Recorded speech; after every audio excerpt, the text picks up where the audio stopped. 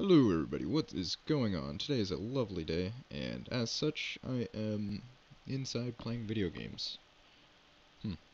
So, if you couldn't already tell, I have another Minecraft video for you guys. It's been a while, but I've been pretty busy with college and all that other good stuff, so I'm gonna jump right into it. I have a new quarry design for you guys. I'm gonna be putting the world save up, so if you don't quite understand it, it is totally okay. You can kind of mess around with stuff and figure it out and whatnot. If you come up with your own design, just post a video response and I will accept it if it is worthwhile of showing the masses of probably like 500 people. But anyway, this design is kind of a little bit different than what I normally do. It's completely wireless, meaning that you can have as many of these working simultaneously, connect to the same transmitters and receivers, and the significance of this is you only need one button to start them all, and they'll all go down at the same time. Since they all only need to be completely identical, you can have 10 or 15 of these all side by side working at the same time. And you only need to push one button to start them all. So I'm going to jump right into the video and explain some things and whatnot. Yeah. So, as you can tell by the giant gaping holes in the earth, this isn't the first time that I've tried this. Unfortunately, my mic was not recording, so looks like I gotta do this again. No big deal, doesn't really matter. Hopefully I'll explain it even better this time. So, how this works is these things right here control the movement of not only the main base area or whatnot, but it also controls the area of all of the quarry machines, and obviously I only have one, but you could easily have 5, 10, 15 of these all moving side by side connected to these same receivers, so if you move one of them, they'll all move. That's kind of the idea. So I'm going to find myself a new location. Going to move this over a little bit. Obviously I've already dug in the other spot, so we're going to go ahead and find a new spot. And then I'll try and explain how everything works. It's pretty simple, really. I've used a lot of designs that I've used in my other videos, so excuse me, if you've seen them, you probably aren't going to be too confused as to what to do. And I'm not going to actually be doing a tutorial on how to build it step by step, because it would take quite a while. So if you want to figure it out, you're going to have to download the world save. I guess if a lot of people ask me to, I could try and do a tutorial. It's pretty complicated, so it's not really complicated, more just time consuming. Everything's pretty redundant. Once you understand it, you can pretty much do whatever you want. So this should be a good spot. Let's move it back this way a little bit. It can dig perfectly fine under the water. I just don't like to have it digging in the water because when I'm trying to make a video, the water tends to get in the way and I can't exactly show what's going on. So as you can see by the holes over there, I did dig straight down into the water. It works perfectly fine, so I just don't want to make a mess. Anyway, let's start it up. Hopefully everything works perfectly fine this time. I had to add a few more chests because all of the storage got full.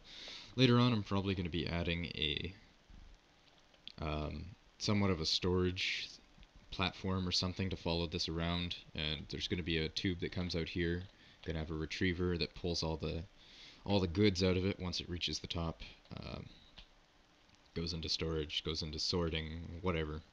Doesn't really matter, just do whatever you want.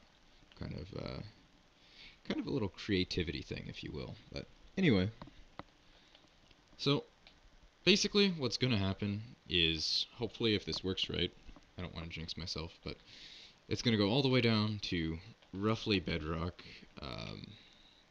I say roughly because I don't know. I've been having quite a few problems with the timing. Basically this works on timing so that it doesn't stay down at bedrock too long, or it doesn't come up too soon, etc., etc.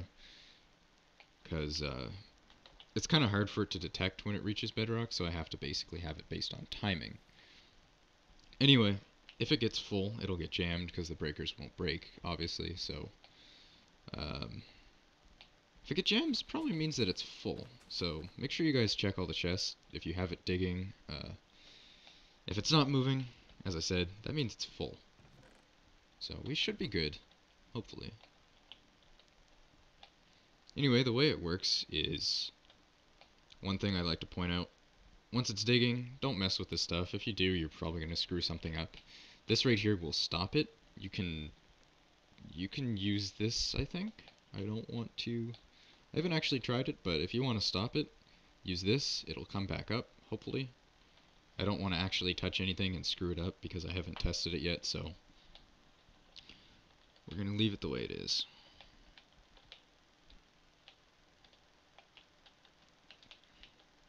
So, here we are on the inside. It's pretty crowded in here, but I'm sure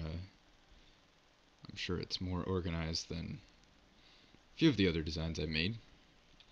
Anyway, what's happening is we have a signal coming in here on the down motor,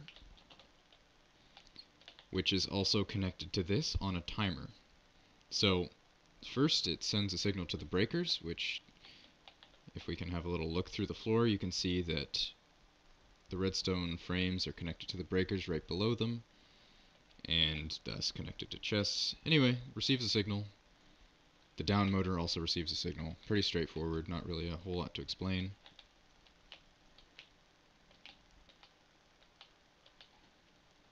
So,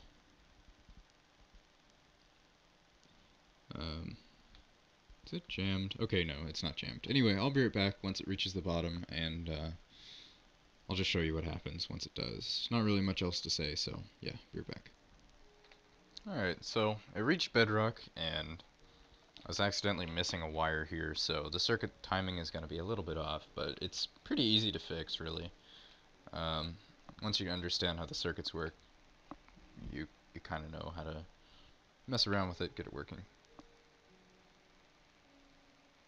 Anyway, it's on its way back up. I believe it reached bedrock. Probably not. I don't know if I've got the timing perfect yet. No, looks like I'm a little bit off. Let's see how... Actually, let's just hit F3. Okay, so I'm gonna have to add about 11 more to the counter, since it ended up at 19, or not 11. I'm terrible at math. 14. Since it ended up at 19 and bedrock is at 5, we need to add 11 more. So there's something I was gonna say, something that was really critically important. Oh well, I guess I forget. So thanks for watching, and peace.